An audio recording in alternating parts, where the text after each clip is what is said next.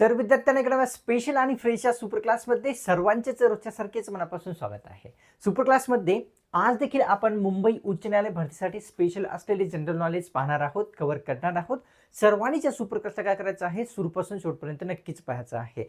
तसेच तुमच्या सर्वांसाठी अतिशय महत्त्वाची एक इन्फॉर्मेशन आहे. मुंबई उच्च न्यायालय भरतीचा जर तुम्ही फॉर्म भरलेला असेल विद्यार्थ्यांना, तर तुम्हाला सर्वांना सांगायचं होतं की आपल्या सर्वांसाठी आपण काय केलेले आहे, 555 पेजेसचे एक PDF तयार केलेले आहे. हे PDF तुम्हा सर्वांना नक्कीच घ्यायचे आहे जर तुम्ही फॉर्म भरला असाल, तयारी करत असाल तर. हा सुपर क्लास जर पाहून तुम्ही PDF घेत असाल 250 मध्ये दिले जात आहे, तर ही संधी तुम्हाला मिस नाही करायची, नाही तर तुम्हाला 300 ला पडणार आहे. तसेच तुम्ही चॅनलवर नवीन आला असाल तर सबस्क्राईब लगेच करून घ्या. सबस्क्राईब करण्यासाठी कोणताही शुल्क लागत नसतो. जेव्हा तुम्ही सबस्क्राईब करसाल, पुढची सुपर क्लास आपल्या चॅनलवर जेव्हा कधी अपलोड होईल सर्वप्रथम तुम्हालाच मिळून जाईल. चला मग सुपर क्लासला सुरुवात करूया. सर्वात पहिला जो प्रश्न आहे तो कव्हर करूया. प्रश्नामध्ये विचारलेला आहे की उच्च न्यायालयाची, कोणत्याही उच्च न्यायालयाची भारतामध्ये जर निर्मिती करायची झाली तर ती संविधानातील कोणत्या कलमा अंतर्गत किंवा कलमानुसार केली जात असते. ऑप्शन्स मध्ये दिलेले आहे कलम 200, कलम 214, 240 किंवा 244.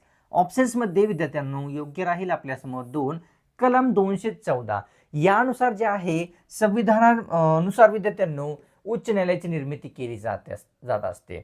देशाचा चौथा नागरिक कोण असतो ते सांगायचं आहे.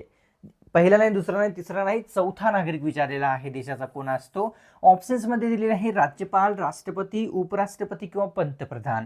तर राज्यपाल हा जो व्यक्ती असतो तो चौथा नागरिक असतो.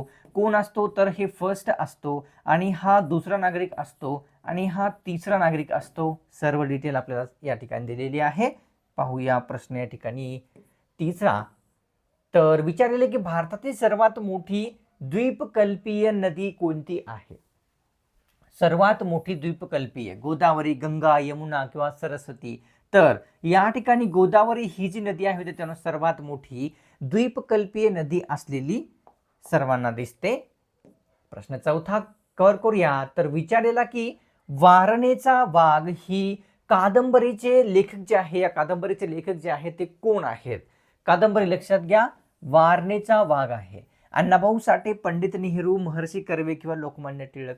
तर अण्णाभाऊ साठे यांची जी आहे वारणेचा वाघ ही कादंबरी असलेली दिसते.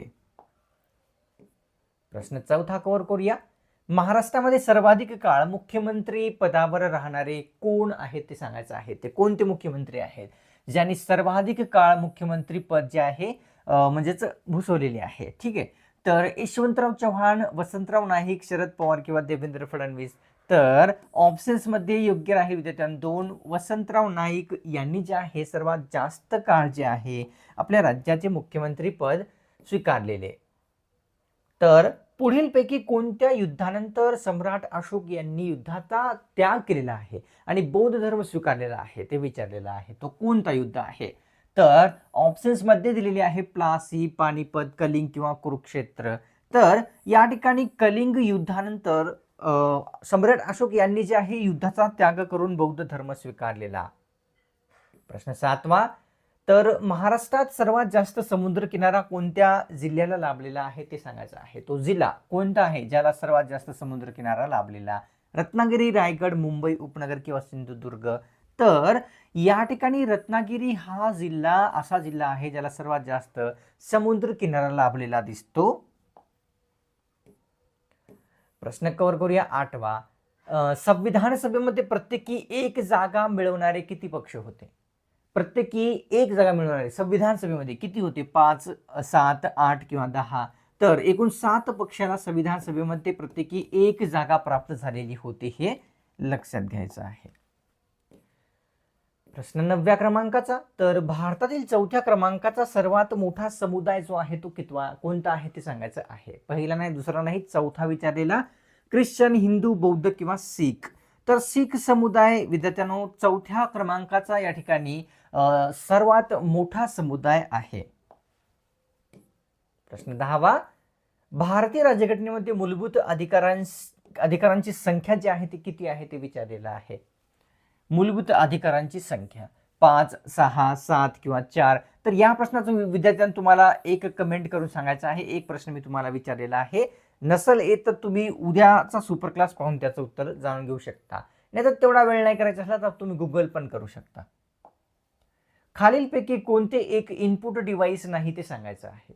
इनपुट डिव्हाइस कोणते नाही? माऊस, प्रिंटर, कीबोर्ड किंवा वरील सर्व. तर प्रिंटर हे विद्यार्थ्यांनो इनपुट डिव्हाइस नाही, हे आउटपुट डिव्हाइस असते, हे लक्षात येते. प्रश्न कव्हर करूया 12वा. लोकहितवादी या नावाने पुढीलपैकी कोणास ओळखले जात असते? शतपत्राचे लेखन केलेले लोकहितवादी यांना कोणत्या नावाने ओळखतात? विनायक सावरकर, महर्षी कर्वे, पंडित नेहरू किंवा गोपाळ देशमुख. तर गोपाळ देशमुख यांना जे आहे लोकहितवादी नावाने ओळखतात हे कळते. प्रश्न कव्हर करूया 13वा. प्लासीच्या लढाईत ब्रिटिश सेनेचे नेतृत्व पुढीलपैकी कोणामार्फत करण्यात आलेले? प्लासीच्या लढाईमध्ये तर रॉबर्ट क्लाइव्ह, जॉन कार्निक किंवा स्टिंगर लॉरेन्स किंवा वरीलपैकी नाही. तर रॉबर्ट क्लाइव्ह यांनी प्लासीच्या युद्धामध्ये ब्रिटिशांचे नेतृत्व केलेले दिसते. प्रश्न 14वा कव्हर करूया. परमहंस सभेची स्थापना कोणत्या वर्षी करण्यात आलेली आहे ते विचारलेले आहे आणि कोणी केलेली आहे तेही कव्हर करूया. परमहंस सभेची स्थापना ऑप्शन्स मध्ये या ठिकाणी 1950, 1949, 1952 किंवा 1954. तर हे पर्याय रॉंग आहेत. तर उत्तर आहे विद्यार्थ्यांनो या ठिकाणी 1849 या वर्षी जे आहे दादोबा पांडुरंग तर्खडकर यांनी परमहंस सभेची स्थापना केलेली. तर 15वा प्रश्न. महानायक या कादंबरीचे लेखक कोण आहेत ते सांगायचं आहे. कादंबरी आहे या ठिकाणी महानायक ही गोविंदाग्रज, कुसुमाग्रज, विश्वास पाटील किंवा वरीलपैकी नाही. तर विश्वास पाटील यांनी महानायक कादंबरीचे लेखक व्यक्ती आहेत. प्रश्न 16वा कव्हर करूया. मेजर ध्यानचंद यांचा जो जन्मदिवस आहे तो कोणता आहे? विचारलेला आहे मेजर ध्यानचंद यांचा 28 ऑगस्ट 1905, 31 ऑगस्ट, 30 ऑगस्ट, 29 ऑगस्ट 1905. तर 29 ऑगस्ट 1905 या वर्षी या दिवशी मेजर ध्यानचंद यांचा जन्म झालेला. प्रश्न 17वा विचारलेला की नीती आयोगाचे अध्यक्ष खालीलपैकी कोण असतात ते सांगायचं आहे. नीती आयोगाचे विचारलेले ऑप्शन्स मध्ये दिलेले आहे की या ठिकाणी राष्ट्रपती, सरन्यायाधीश, पंतप्रधान किंवा महाधिवक्ता. तर देशाचे पंतप्रधान हे नीती आयोगाचे अध्यक्ष व्यक्ती असतात हे कळते. प्रश्न 18वा. कर्करोगावरील उपचारासाठी कशाचा वापर केला जात असतो? ज्याला आपण कॅन्सर बोलतो इंग्लिशमध्ये. तर कर्करोगावरील उपचारासाठी कशाचा वापर केला जातो? आयोडीन, सोडियम, कोबाल्ट किंवा युरेनियम. तर कोबाल्टचा वापर कर्करोगावर उपचारासाठी विद्यार्थ्यांना होत असतो हे लक्षात येते. कव्हर करूया प्रश्न 19वा. तर कोणत्या मार्गाने सरकारला सर्वात जास्त उत्पन्न मिळते ते सांगायचं आहे. ते मार्ग कोणता आहे? सर्वात जास्त उत्पन्न सरकारला मिळते कर मार्गाने, दंड, शुल्क किंवा सरकारी कंपन्याचा नफा. तर कर मार्गाने विद्यार्थ्यांनो सरकारला सर्वात जास्त उत्पन्न होते हे लक्षात येते.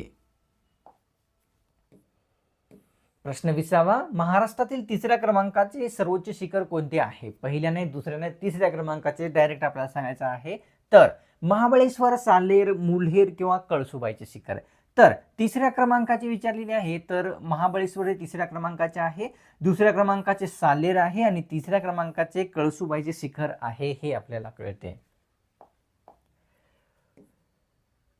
तर या ठिकाणी प्रश्न 21वा असा आहे. महाराष्ट्राच्या एकूण क्षेत्रफळापैकी 3/4 भागामध्ये कोणती माती आढळते? 3/4 भागामध्ये. तर या ठिकाणी रेगूर मृदा, जांभी मृदा किंवा वरील नाही. तर रेगूर मृदा ज्यालाच आपण विद्यार्थ्यांनो काय म्हणतो? काळी माती. तर ही माती 3/4 भागामध्ये आढळते हे कळते. राज्याचे द्वितीय नागरिक असे कोणाला म्हणतात? आता देशाचे नाही विचारलेले आहे. राज्याचे द्वितीय नागरिक कोण आहेत ते सांगायचं आहे. मुख्यमंत्री, राज्यपाल, वनमंत्री किंवा आरोग्यमंत्री.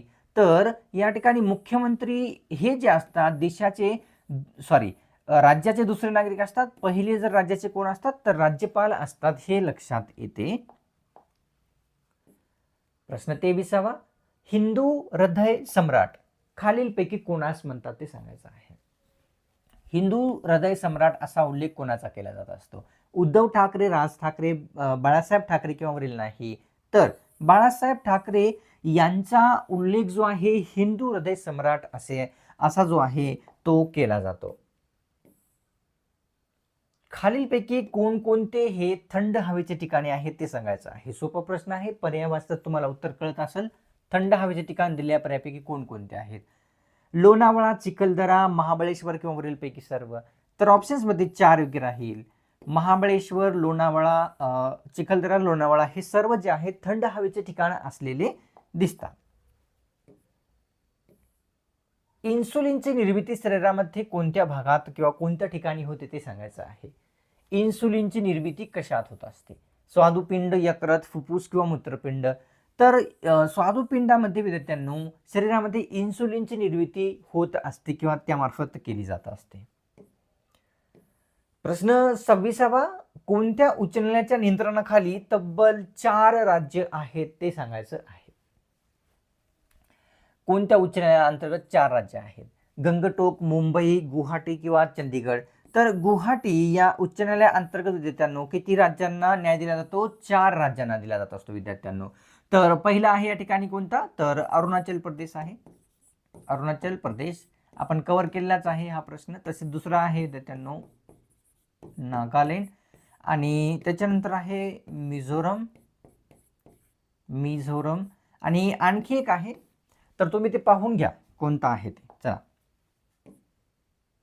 प्रश्न 27वा कव्हर करूया. कोणत्या जिल्ह्यात जिल्हा न्यायालय नाही ते सांगायचं आहे. पुढील दिलेल्या पर्यायापैकी कोणता जिल्हा असा आहे ज्यामध्ये जिल्हा न्यायालय उपस्थित नाही? नांदेड, ठाणे, जालना किंवा वरील नाही.